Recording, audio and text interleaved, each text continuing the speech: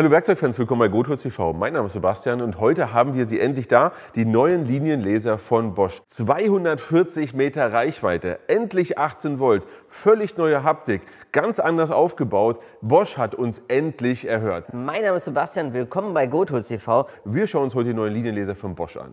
Moment, bevor es weitergeht, wir verlosen Werkzeug. Und zwar nicht nur in diesem Video, sondern in jedem Video verlosen wir jeweils Werkzeug. Wahnsinn, oder? Du musst nichts weiter machen, außer unten in die Kommentare deine Meinung zu diesem Video oder zu unseren Themen heute zu schreiben. Und der Hammer ist ja wirklich, du kannst dir dein Werkzeug aussuchen. Schau einfach bei uns auf die Verlosungsseite. Dort siehst du einen Pool an Werkzeug, aus dem du dir einen Gewinn aussuchen kannst, wenn du gewonnen hast. Das, was wir an der Seite sehen, sind einige Beispiele. Das könnte es zum Beispiel auch sein. Für dich ein wichtiger Hinweis. Schau mindestens einmal in der Woche auf der Verlosungsseite vorbei, ob du gewonnen hast, denn du kannst ja bei jedem Video gewinnen und das sind eine Menge Gewinnchancen. Hallo Werkzeugfans, willkommen bei GoTools TV. Mein Name ist Sebastian. Wow, damit hätte ich nicht gerechnet. Und wir haben die neuen Laser von Bosch hier. Und ich muss sagen, ich kannte die alten, sie haben funktioniert, wir haben ja hier auch einen stehen, alles gut und schön. Aber was ich nicht gedacht hätte, dass ein Produktupdate, weil viel mehr ist das eigentlich nicht, aber uneigenlich dann schon so viele interessante und sehr gute Neuerungen gebracht hat. Und deswegen schauen wir uns die Geräte hier an. Denn wir haben jetzt endlich eine ganz andere Optik, Haptik, Bedienung, 18 Volt, 240 Meter Reichweite und so weiter und so fort. Und das schauen wir uns jetzt gleich mal an. Normalerweise geht es jetzt ja weiter mit, wie heißen die Geräte eigentlich? Aber das machen wir heute mal anders. Und vor allem, wir müssen das anders machen, weil ich kann mir die Gerätenamen überhaupt nicht merken. Denn wir haben jetzt hier den GLL 2022G. Hier haben wir den GLL 8033G und hier haben wir den GLL 18V 12033CG. Und jetzt möchte ich euch mal ganz kurz erklären, warum und was das hier alles zu bedeuten. Was haben diese Kürzel zu bedeuten? Denn das ist ja eigentlich relativ gut erklärt, aber merken kann ich mir das trotzdem nicht. Erst einmal, G am Anfang steht für gewerblich, kennen wir ja von Bosch. LL steht für Linienlaser. Aber jetzt schauen wir uns mal den an, der hier heißt ja GLL 8033G. Hier haben wir nochmal ganz zur Sicherheit, wir haben hier 20, 80, 120. Die erste Zahl steht für die Reichweite. Wichtig, Reichweite auch mit Empfänger. Das heißt also, der hier, also hier haben wir nochmal 20 Meter, hier haben wir 80 Meter, 120 Meter.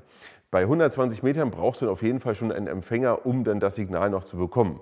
Wichtig ist auch nochmal, die Reichweite zählt ab der Mitte des Gerätes. Das heißt, wenn wir uns das Gerät hier anschauen, haben wir wirklich eine Reichweite von 120 Meter in die eine Richtung. 120 Meter ist ja einmal ringsrum in die andere Richtung. Das heißt zusammengerechnet 240 Meter, bei dem hier 80, bei dem hier 40. Das heißt also, du musst nicht immer automatisch zu dem hier greifen, wenn du richtig viel Reichweite haben möchtest. Ich meine 160 Meter schon. Puh. Das musst du auch erstmal brauchen. Ja? So, dann haben wir noch eine zweite Zahl, und zwar das Thema, hier haben wir nochmal die 22, 33 und 33 steht für die Generation und die Anzahl der Laser. Das heißt, hier haben wir zwei Laser, 22, hier 33, 3 Laser und hier auch 33, 3 Laser. Dann haben wir das C. C steht für Connectivity. Ergo kann ich das Ganze verbinden mit meinem Handy. Und warum man das sollte, das schauen wir uns auch nochmal an. Und dann haben wir noch das G. Denn G steht für grün. Wofür steht G wie grün eigentlich? Natürlich für einen grünen Laser. Und ich muss sagen, ein grüner Laser macht mir deutlich mehr Spaß, weil ich ihn einfach wirklich besser erkennen kann. Gerade so im Grenzbereich, wenn es ein bisschen heller im Raum ist, kann man grün einfach besser sehen. Dafür ist halt der grüne Laser da. Lass uns aber mal über das Thema Preis sprechen, weil darüber müssen wir wirklich sprechen. Und da muss ich mir wirklich meinen Zettel nehmen, weil ich habe das Gefühl, sonst erzähle ich euch Quatsch. Wir haben bei dem hier, beim 20er, einen Preis von 155 € so aktuell. Denkt dran, aktuelle Marktpreise. Schaut mal unten in die Videobeschreibung, einen ehrlichen Preisvergleich, da findet ihr wie immer den aktuellen Preis. Beim 80er haben wir einen Preis von 420 € und hier haben wir 720. Das heißt also 155, knapp über 400, knapp über 700 €. Boom.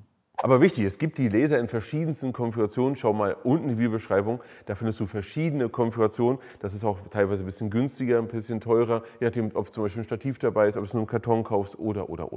Fangen wir bei unserem 720 € oder 240 Meter Monster einfach mal an. Und bei dem Gerät habe ich mir gerade versucht, den so ein bisschen herzuleiten. Und das macht total Sinn, aber dann irgendwie auch nicht. Weil Ich nehme den erstmal hier raus, und zwar das ist der Laser. Anleitung lassen wir mal beiseite und hier haben wir den, wie nennt man das eigentlich? Klemme, Ständer, Halter. Ja, und zu dem kommen wir gleich.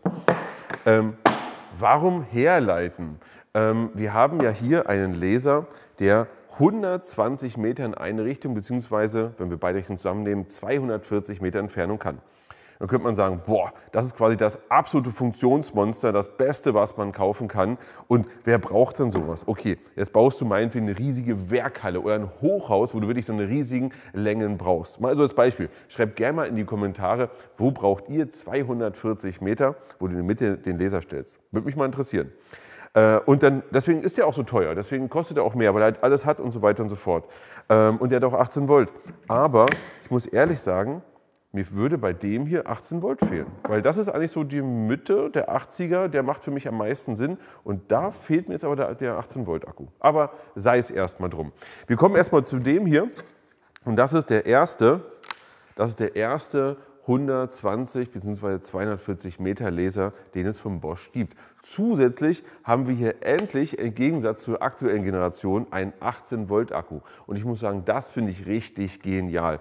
Weil wenn du im Allgemeinen im 18 Volt Segment unterwegs warst und sagst, na, 12 Volt brauche ich eigentlich gar nicht, habe ich gar nicht, dann hattest du bei den alten Lasern immer das Problem, du brauchtest halt deinen 12 Volt Akku oder einen entsprechenden Adapter. Es gab ja, wenn ich mich richtig erinnere, auch hier Adapter, wo du mit Batterien das Ganze betreiben konntest. Ja? Aber jetzt endlich 18 Volt.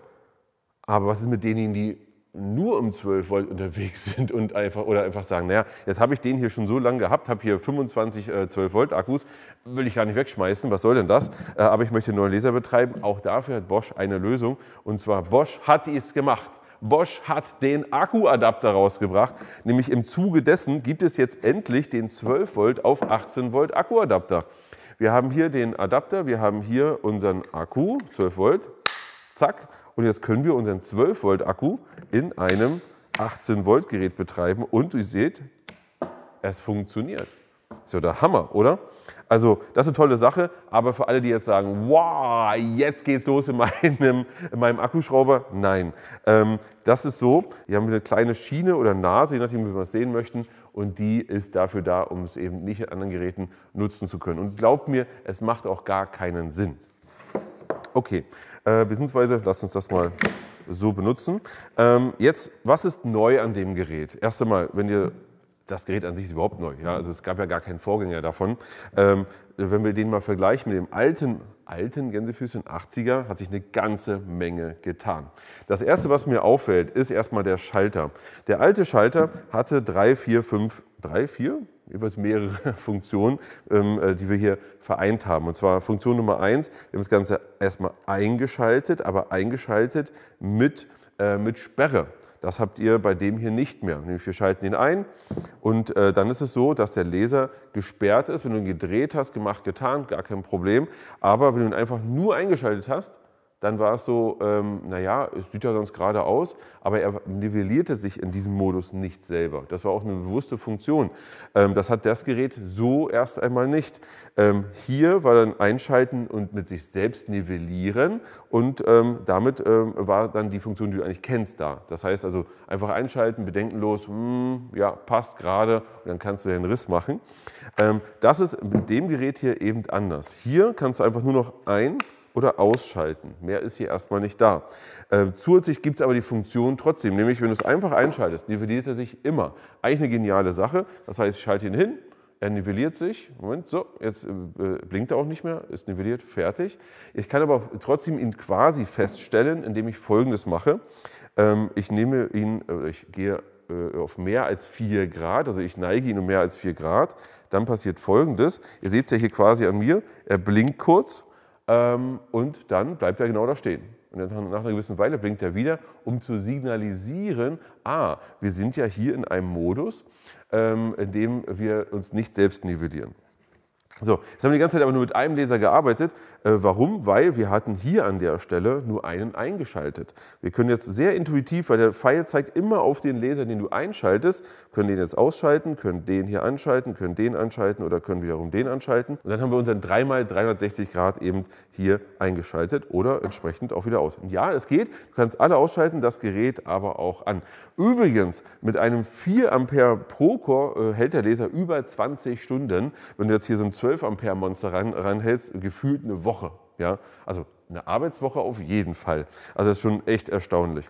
Und was wir hier an der Stelle wunderbar sehen, ist Folgendes. Das Feedback von euch, von den Anwendern, geht mit in die Entwicklung hinein. Denn hier gab es häufig Anwendungsfehler, dass viele gesagt haben, oder dass es vorkam, nicht viele gesagt haben, dass es vorkam, dass jemand das Gerät genommen hat es einfach nur eingeschaltet, hat gesagt, ja, alles klar. Und es war so 4 Grad daneben, was man vielleicht gar nicht so im ersten Moment sieht. Das Gerät hat aber nichts von sich gegeben, weil du hast ja, hier ist auf Feststellen eingestellt und dann soll das ja so sein.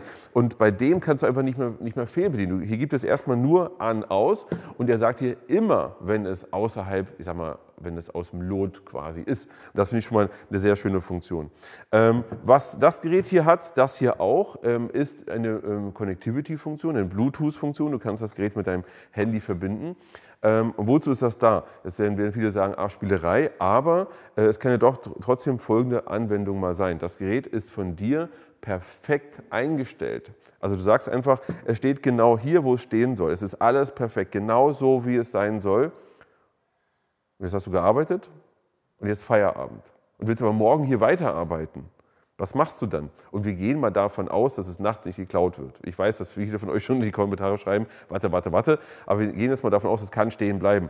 Dann kannst du mit deinem Handy das Gerät ausschalten und dann am nächsten Morgen oder nach deiner Mittagspause wieder anschalten, damit du auch nichts hin und her verrückst. Ja, das ist schon eine schöne Sache. Oder das ist irgendwo am Träger festgemacht mit dem Magneten, den wir hinten drin haben. Auch dann musst du nicht mehr jedes Mal hochkrabbeln, sondern du kannst über Handy aus- und einschalten. Finde ich eine super Funktion. Apropos Träger, lass uns mal auf das Thema Befestigung kommen. Hier haben wir Folgendes. Erst einmal, wenn du irgendwo hier einen Träger hast oder irgendwas aus Metall hast, dann kannst du das hier einfach mit dem Magneten, den du hier dran hast, befestigen. Gar kein Problem. Zack und fertig. Du hast hier aber auch ein Loch, dass du irgendwo eine Schraube reindrehen kannst und kannst es dann an die Schraube einfach ranhängen, dann hängst du halt, funktioniert genauso. Zusätzlich hast du aber auch diesen Halter, der hier ist erst einmal magnetisch, den können wir hier zack ranmachen, ja, und das hält auch ordentlich, das fällt auf keinen Fall runter. Also nach unten schert das ja auf keinen Fall ab, man muss es wirklich seitlich machen. Oh, vorne geht es noch leichter ab. So. Also es hält wirklich gut, es ist aber auch vernünftig abmachbar. So, jetzt kannst du hier drauf machen und kannst es dann zusätzlich von hier nochmal in der Höhe verstellen. Finde ich mega gelöst. Vor allem, es ist deutlich größer als bei der alten Verstellung. Es ist auch für mich einfacher zu verstellen. Und bei der alten, Moment, ich muss euch das mal zeigen, beim alten ist es so, hier hast du das hoch und runter gestellt, ja? Beim alten 80er, bei dem hier, hast du das hoch und runter gestellt. Und wenn du es aber, du musstest es dann aber hier justieren, also wirklich feststellen. Ja? Das ist also von lose, so hoch und runter, musst du hier so eigentlich nochmal feststellen, damit es dann nicht mehr so leicht hier hoch und runter verstellbar ist. Das brauchst du hier nicht. Hast du hier einfach nicht, weil es ist fest. Ja, du hast dann hier eine schöne Arretierung jetzt schon. Zusätzlich hast du hier die Möglichkeit, das an ein Ständerwerk zu befestigen, hier mit einer Klammer. Und zusätzlich kannst du Folgendes machen, du kannst irgendwo eine Schraube oder einen Nagel einfach in die Wand reinballern und kannst hier das Gerät dran aufhängen. Das ist übrigens perfekt in Waage, sodass es dann gerade dran ist. Und wenn du jetzt sagst, nee, das passt mir irgendwie gar nicht, kannst du es natürlich abnehmen. So, kannst es auch andersrum hier dran tun und kannst es immer noch in der Höhe verstellen. Was ich quasi gar nicht erwähnen brauche, ist, wir haben ja hier auch eine Akkuanzeige, aber das nun mal nebenbei. Ein sehr großer Unterschied zum alten Gerät ist Folgendes, und zwar, das Gerät ist durchgängig anders aufgebaut oder anders gummiert. Wir sehen hier, ja, vorher, aber das hier war aus Metall, das ist also auch kein Spielzeug gewesen, was immer weggebrochen ist, aber hier war es komplett aus Metall, hier ist es auch aus Metall, aber hier nochmal extra gummiert obendrauf. Zusätzlich wurde das so ein bisschen abgeflacht und nach unten gezogen, was dazu führt, dass es natürlich auch eine höhere Stabilität hat, weil hier der Weg halt nicht so lang ist. Natürlich kann man es deswegen ein bisschen schlechter putzen, geht aber trotzdem. Ich finde es so deutlich angenehmer und das sieht auch einfach robuster aus. Lass uns mal aber, wo ich die ganze Zeit schon in der Hand habe, mal über das hier sprechen. Nämlich, wir haben hier die Möglichkeit, das Ganze zu drehen. Was ich schön finde, ist Folgendes. Wenn ich das jetzt hier irgendwo hindrehe, dann bleibt das wirklich auch an der Stelle stehen. Beim alten war es so, dass wir hier quasi so einen Drehteller hatten, wo es dann schon deutlich schwieriger war, das Gerät mal an eine Stelle stehen zu lassen. Dann haben wir noch eine Funktion, die echt krass ist, wo ich wirklich auch im Augenblick gebraucht habe, um das zu verstehen, beziehungsweise auch um sie mal zu nutzen. Denn du kannst den Laser um seine eigene Achse feinjustieren. Denn hier unten hast du noch einen Regler. Wozu ist der eigentlich da? Ich zeige dir das mal. Du machst den an, dann machst du hier deine Linien an. So, stellst den und du möchtest diesen Punkt hier behalten. Ja, und zwar von unten als auch nach oben an der Decke, und an diesem Punkt bleibt jetzt fest, aber du kannst diese Linien jetzt ausrichten und feinjustieren. Schau mal, ich drehe das Ganze, ja, ich justiere es an meiner Wand, habe aber hier meine feste Fixierung an einem bestimmten Punkt und kann damit meine Feinjustierung machen. Das ist schon echt genial. Aber jetzt nochmal wichtig zum Verständnis, das hier ist die Feinjustierung. Ich kann das gesamte Gerät natürlich drehen. Ihr seht jetzt hier, so. Ich brauche es jetzt meinetwegen genau so, dann kann ich wieder meinen Punkt suchen und kann es dann entsprechend auch hier feinjustieren. Ein paar Kleinigkeiten gibt es noch zu dem Gerät, und wenn ihr noch mehr Fragen dazu habt, schreibt es gerne unten in die Kommentare.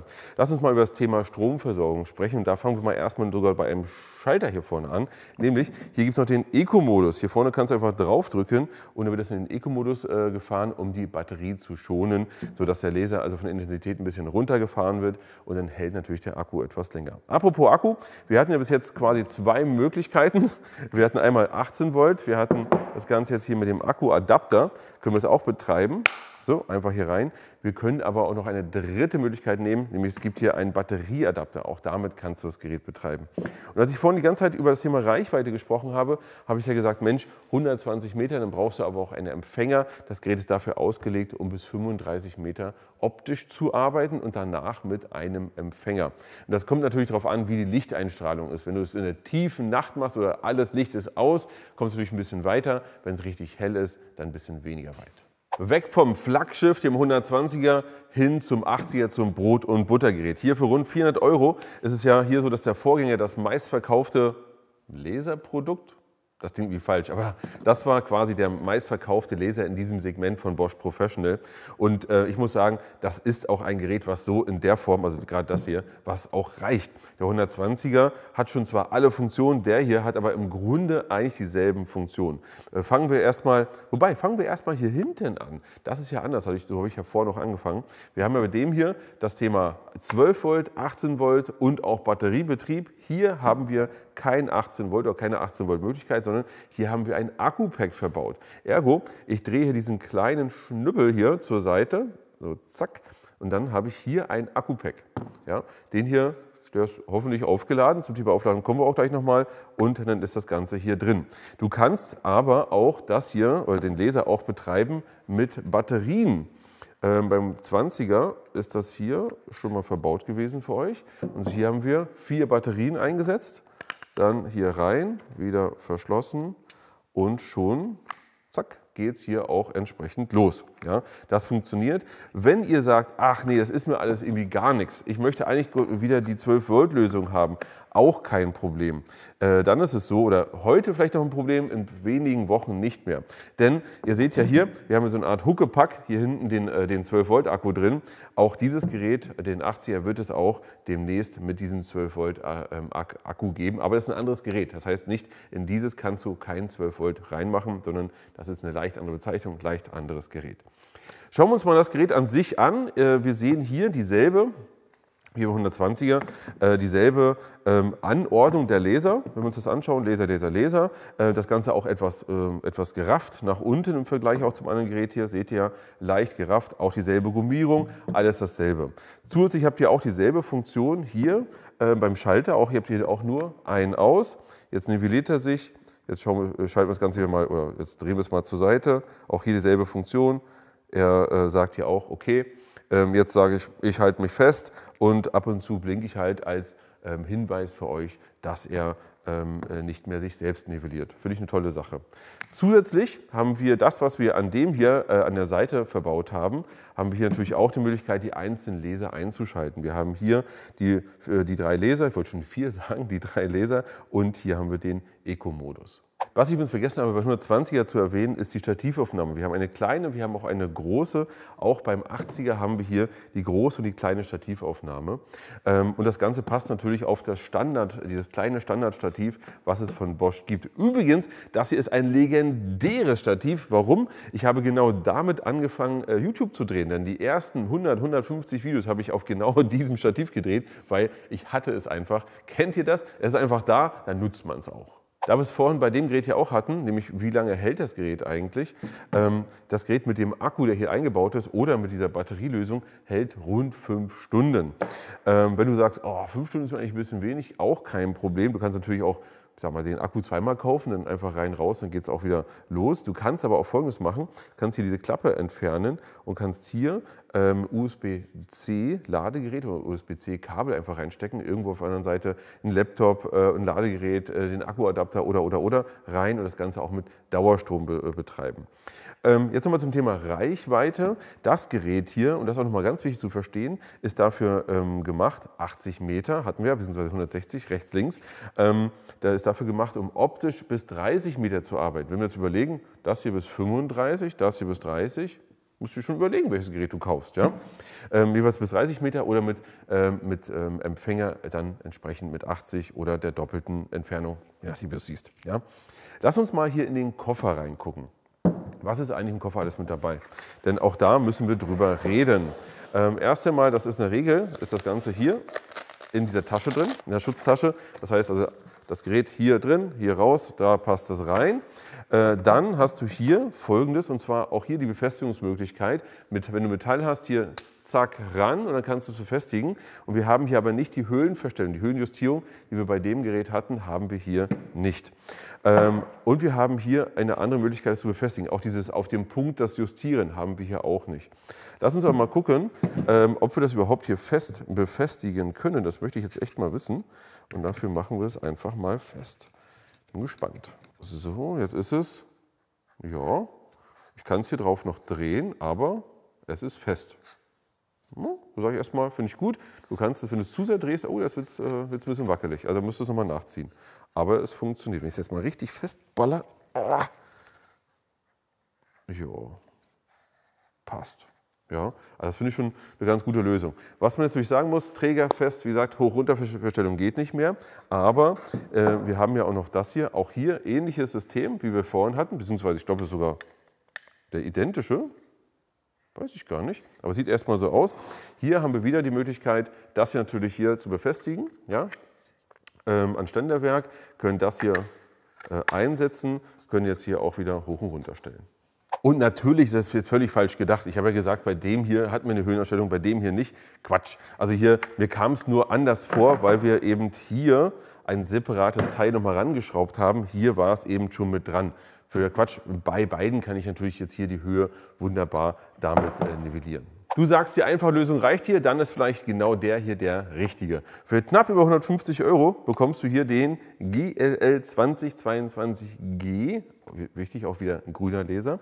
Einstiegsklasse, 150 € rund, finde ich eigentlich schon ganz cool. Hier natürlich nur 2 Laser, also ein Kreuzlinienlaser. Und im Grunde fühlt er sich irgendwie so ein bisschen an, als wenn die wirklich so Brüder im Geiste sind. Wir haben hier eine sehr coole Gummierung. Wir haben hier, auch wie bei dem hier, das Akkufach hier hinten. Ausgeliefert wird das Ganze übrigens auch mit genau diesem Adapter. Ja? Und schalten wir ihn mal an. Hier wieder, hier haben wir ja den Schalter wirklich von oben nach unten. Hier ist er mal wieder seitlich. So. Machen wir es einfach mal an. Und hier an mir könnt ihr es schon mal ganz gut sehen, glaube ich. Wir haben hier oben auch nur einen einzigen Schalter da drauf, denn wir haben hier unsere Batterieanzeige oder Akkuanzeige in dem Fall und den Modusschalter. Jetzt können wir es hier ganz einfach, man sieht es hier an mir ja auch, jetzt können wir es einfach von Modus 1 auf 2 und auf 3 umschalten und das war es eigentlich auch. Ne? Rechts, links, oben, unten. Was ist eigentlich anders, also was ist eigentlich logisch anders? Wir haben jetzt hier 20, also das heißt 20 Meter Arbeitsbereich. Übrigens in dem Fall auch wirklich nicht doppelt, weil weil der scheint ja nur nach vorne. Das heißt, wir haben jetzt unsere 20 Meter, vorher hatten wir 15 Meter Arbeitsbereich. Übrigens, bei was ist eigentlich anders, müssen wir uns hier vorne diese Scheibe anschauen. Die ist nämlich abgewinkelt zur Seite, deswegen haben wir einen größeren Öffnungswinkel und haben nicht mehr 120, sondern wir haben 140 Grad. Aber lass uns doch mal das hier hinten anschauen, das habe ich vorhin, glaube ich, nicht so richtig gut erklärt. Wir haben ja hier jetzt die Möglichkeit, das Ganze so zu betreiben. Je nachdem, welchen Packung und welcher Umfang und welchen Koffer du kaufst, hast du natürlich auch verschiedene Varianten, wo du dann mit Akku schon dabei bist, also wo du einen Akku mit dabei hast. Im Koffer, im Lieferumfang des Koffers, ist es hier übrigens auch noch mal etwas anders als beim 80er, denn hier hast du diese Klemme nicht dabei, sondern nur den einfachen Träger. Wir müssen jetzt zum Ende noch mal über eine Sache sprechen, nämlich den IP-Schutz. Wie hoch ist eigentlich der Schutz der einzelnen Geräte hier? Und bei dem Gerät ist es ja so, wir haben hier IP65. Auch bei dem Gerät hier haben wir IP65. Und ich finde es super toll, wie ihr mitmacht. Denn wir haben, während wir hier gedreht haben, gerade für Instagram Stories gemacht, und ihr habt sofort geschrieben, Moment, hier stimmt was nicht. Wie kann denn das Gerät hier IP65 haben? Denn hier ist es relativ einfach. Das Gerät hat wirklich IP65 mit allem drum und dran. Denn auch der Akku-Pack hier hinten hat hier eine umgehende Dichtung. Das heißt, wenn ich das hier einsetze, ist der Akku natürlich geschützt. Hier bei dem Gerät ist es so, das Gerät selber hat den IP65-Schutz, aber nicht der Akku. Das heißt also, du musst immer von der niedrigsten Klasse ausgehen und den hier würde ich auf keinen Fall im Regen stehen lassen. Und natürlich hat der hier auch IP-Schutz, und zwar IP65. Aber eine Sache ist ganz wichtig bei den Geräten an sich. Es gibt verschiedenste Konfigurationen. Das gibt es im Koffer, das gibt es in der L-Box, das gibt es im Karton, das gibt es mit einer Vollausstattung, es gibt eine Teilausstattung, es gibt es teilweise in Sets mit Stativen und so weiter und so fort. Also da schau wirklich mal unten in die Videobeschreibung, das ist alles verlinkt. Ich muss sagen, das hier als so der Standard ist ein extrem geniales Gerät. Ich finde vieles hier dran besser. Ich finde die Bedienung besser. Ich finde wirklich auch die Optik, die Haptik besser. Ich finde auch den Fuß, die Aufnahme dafür besser. Ich finde auch die Klemme dafür richtig gut. Also hat sich richtig viel getan. Muss man jetzt zwangsläufig von dem updaten? Ich finde nicht. Wenn du es aber gerade neu kaufst, ist das eine absolute Kaufempfehlung. Ich bin total gespannt, was ihr dazu sagt. Schreibt es mal unten in die Kommentare. Und für heute sage ich euch ran an den Laser und bis zum nächsten Mal.